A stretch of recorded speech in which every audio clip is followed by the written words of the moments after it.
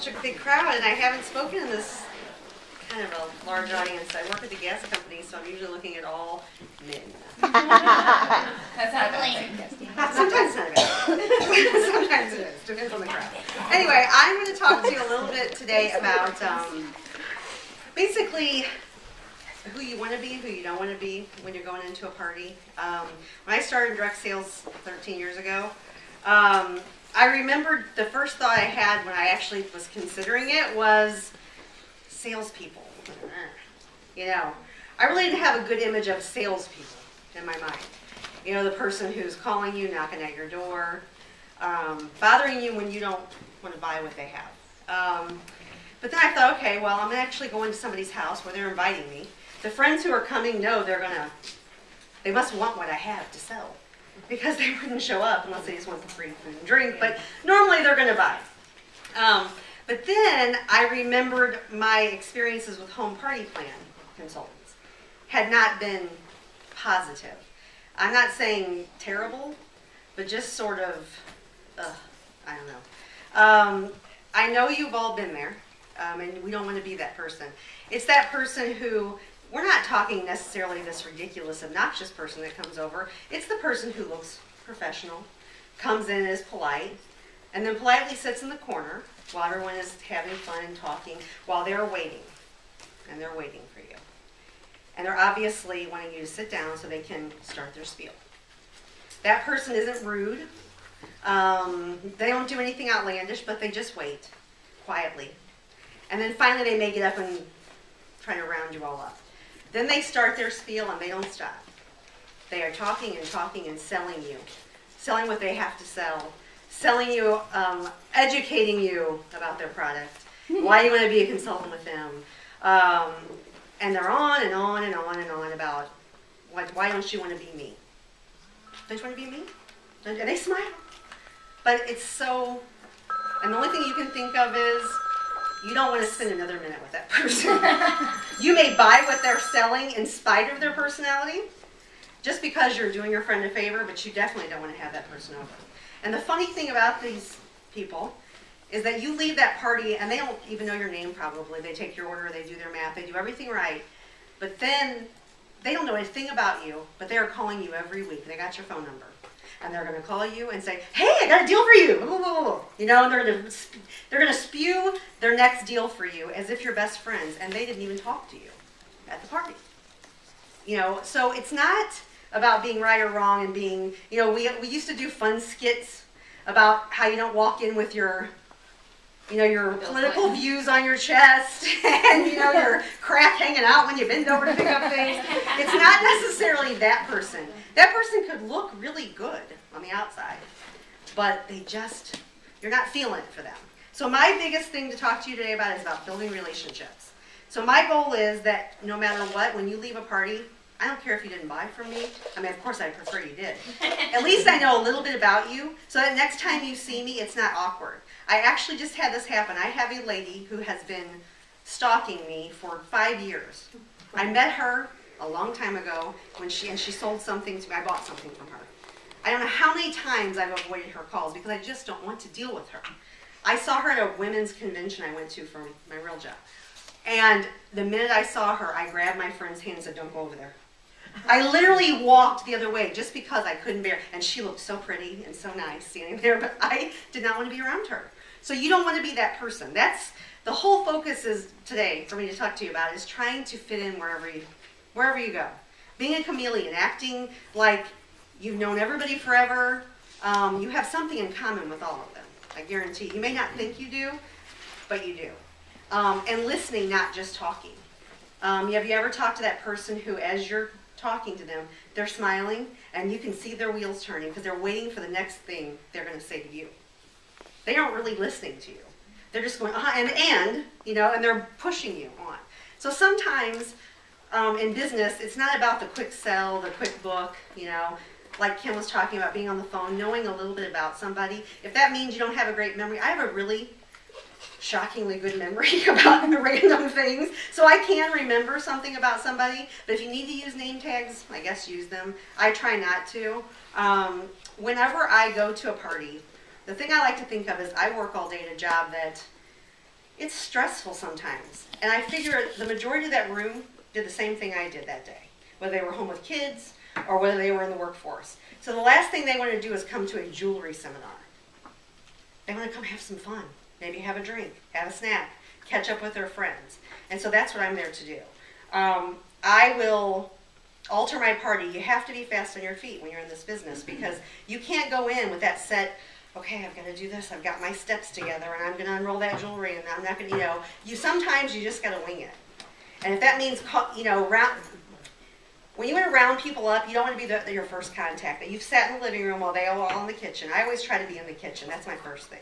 When I get to a party, I try to set I try to sit around the kitchen table because that's where everybody's going to be. The bigger thing, though, is if you're away from everyone and then all of a sudden the first time they meet you is they know you're the jewelry lady because you're telling them, you're scolding them and saying you need to get started. You don't want to be that person. You want to have been standing there eating with them, talking about their kids, your kids. The only thing I would say is stay away from controversial subjects. That's one thing I do, try to, when I go into somebody's home, if there's a group of girls and they're complaining about their kids, I got kids, I can complain with the rest of them. If they're complaining about their job, I can complain, and then I go on to say about that's why I love Park Lane.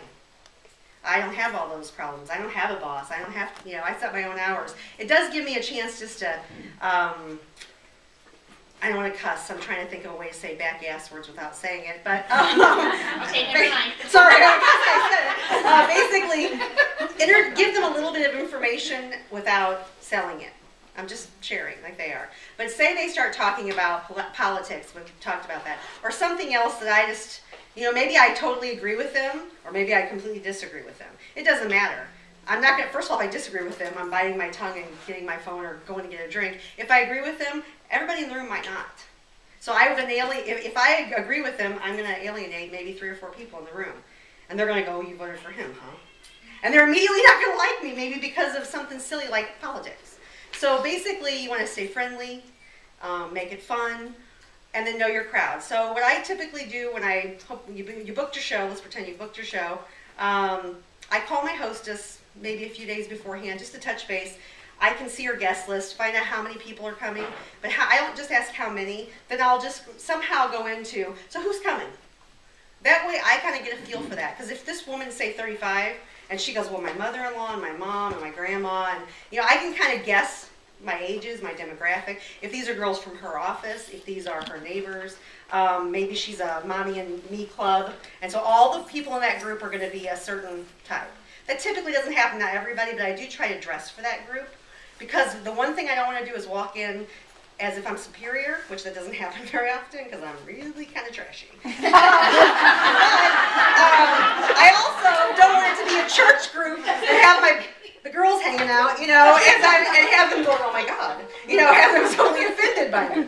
So I try to keep it sort of neutral, but like say I know it's this mommy group. Say I know everybody stays home in that group. Just about everybody is like that, kicking out babies age, and they're all home with their babies. I'm past that, so I can say that with ease, kicking out babies, because I'm done with that. And I know that group typically says things like, I don't go anywhere where that big jewelry. Don't you sell big? They think big is bad. Now, my philosophy is more is more.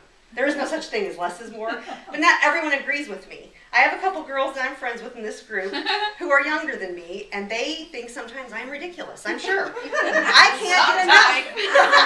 So I try to tone it down. So if I know this is a jeans mommy group, I will wear jeans. I'll usually wear heels, though. I'm not going for tennis shoes or anything like that. I'll wear a simple black shirt and maybe reaction earrings or whisper earrings, sunburst necklace, or one of my favorites is Regal. It's still blingy, but it's not crazy. And then I still will typically wear a lot of bracelets. I'll try to maybe tone it down, but I just want them to know that they can doll up whatever they have on. They could wear that to the PTO. Doesn't matter. If I'm going to a group where maybe they're 30 to 40 something professionals, I know most people are coming from work, I'll wear what I have on. Typically, something sort of conservative from work. Dress pants, typical black shirt, but I always get compliments at the office about my jewelry. I'm the only one blinging away as I'm writing or whatever in a meeting, but I don't care, because I love it. So basically, dress for your group if you can a little bit. Just don't dress down. That's a big thing I have to say. Since I started selling Park Lane, I find that even if I'm going to Walmart, hair in a ponytail, sweatpants on, I always put jewelry on. Always put jewelry on. I don't ever leave the house without something of ours on. Usually ring, earrings, and a necklace at least. Simple bracelet, so I can't really pull this off maybe with my sweatpants, but I will try to do that. Now back to your party.